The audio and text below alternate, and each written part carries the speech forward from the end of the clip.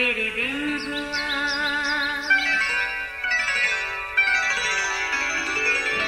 نیا پھر دن ہوا، پرانی رات کا کرے سو شکر ہم خدا کی ذات کا، خدا کی ذات کا نیا پھر دن ہوا۔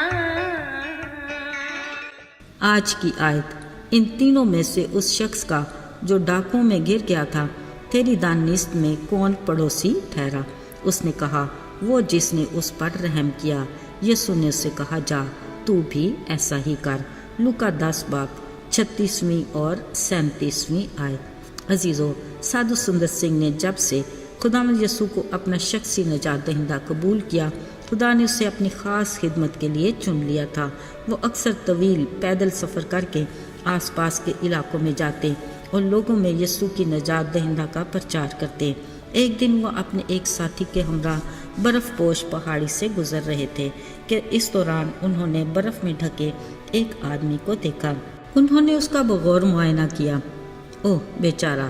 پر شکر خدا کا وہ ابھی تک ہلکے سانس لے رہا تھا، اگرچہ اس کی حالت بہت نازک تھی۔ سادھو سندر سنگھ نے کہا اچھا ہوگا اگر ہم کچھ دیر رک کر اس کی مدد کریں، مگر ان کے دوست نے کہا نہیں سادھو جی، یہ ہمارے لیے خطرناک ہوگا، ہم خود ٹھٹر کر اپنی قیمتی جان سے ہاتھ دھو بیٹھیں گے۔ مگر سادھو سندر سنگھ کسی صورت اس آدمی کو چھوڑ کر نہیں جانا چاہتے تھے۔ بڑے اصرار پر بھی جب وہ نہ مانا تو سادھو سندر سنگھ نے کہا ٹھیک ہے تم جاؤ، پر میں اسے برف میں مرنے نہیں دوں گا۔ جب ان کے ساتھی کو یقین ہو گیا کہ سادھو صاحب کسی طور ماننے والے نہیں تو وہ اسے خدا حافظ کہہ کر چل پڑا۔ عزیزو، اب سادھو سندر سنگھ اسے بچانے کی ترتیب سوچنے لگے۔ انہوں نے بڑی مشکل سے اسے اپنی کمر پر اٹھا لیا اور دھیرے دھیرے اوپر چڑھنے لگے۔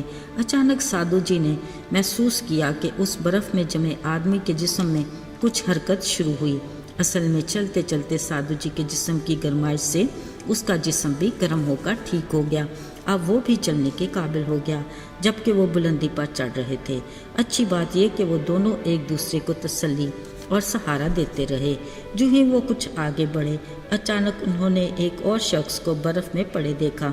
وہ بھاگے اس کی طرف بڑھے اور جلدی سے اس کی سانسوں کا معائنہ کرنے لگے۔ پتہ چلا کہ وہ مر چکا تھا۔ ایک دم سادھو جی گھبرا گئے۔ انہوں نے پہچان لیا یہ شخص ان کا ساتھی تھا جو اپنی قیمتی جان بچانے کی فکر میں اس مصیبت زدہ کو سادھو جی کے پاس اکیلا چھوڑ گیا تھا۔ عزیزو، ذرا سوچئے، کیا ہم اپنے لیے اگلے پل کے بارے میں کچھ سوچ سکتے ہیں؟ قطعاً نہیں۔ نہ تو گھڑی کی سوئیوں پر ہمارا اختیار ہے، نہ ہماری سانسوں کی ڈور پر ہمارا کچھ بھروسہ ہے۔ یاد کرتے ہیں اس مسافر کو۔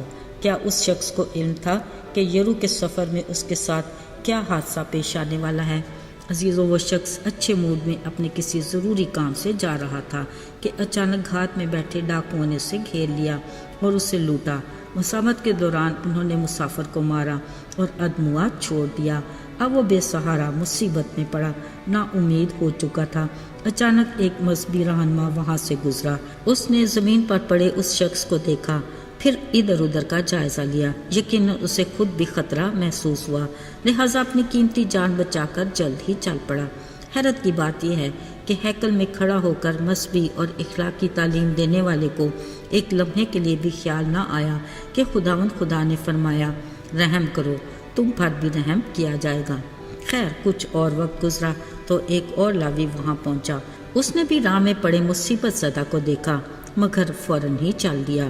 افسوس، اس کو بھی خیال نہ رہا کہ دوسروں کی مشکل میں مدد کرنے سے خدا ہمیں بہت ساری مشکلات سے بچا لیتا ہے۔ عزیزو، خیال رہے جب ہماری سوچ کے مطابق آس امید کے سب دروازے بند ہو جاتے ہیں تو رحم سے بھرا خدا اپنا در کھولتا ہے۔ ہوا یوں، اچانک ایک اور سامری اپنے گدھے پر سوار ادھر سے گزرا۔ یہ وہ شخص تھا جن کو یہودی کچھ مذہبی اختلافات کی وجہ سے پسند بھی نہیں کرتے تھے، مگر خدا ایسوں ہی کو ہمدردی کرنے کے لیے اپنا فضل دیتا ہے۔ عزیزو، ذرا دیکھیے، اس سامری نے پہلے تو درد سے کراتے مسافر کی ابتدائی طبی مدد کی، یعنی اس کے زخم پر تیل لگایا۔ اپنے جانور پر بٹھا کر محفوظ جگہ پر لے گیا۔ یقیناً اس سامری کو بھی وہاں خطرے کی جگہ پر اپنی جان کا خطرہ ہوگا، یا شاید وہ بھی کسی ضروری کام سے جا رہا ہوگا، مگر اس کے دل میں مسیح محبت اور انسانیت کا جذبہ تھا، جس کا اس نے اس مصیبت زدہ سے عملی اظہار بھی کیا۔ میرے عزیزوں، بطور مسیحی خدا ہم سے ایسے ہی سلوک کی توقع کرتا ہے۔ اگر ہمارے سامنے خدا کسی کو مشکل میں ڈالتا ہے تو وہ اصل میں ہمارا امتحان لیتا ہے کہ دیکھے کہ ہمارا رویہ کیسا ہوگا۔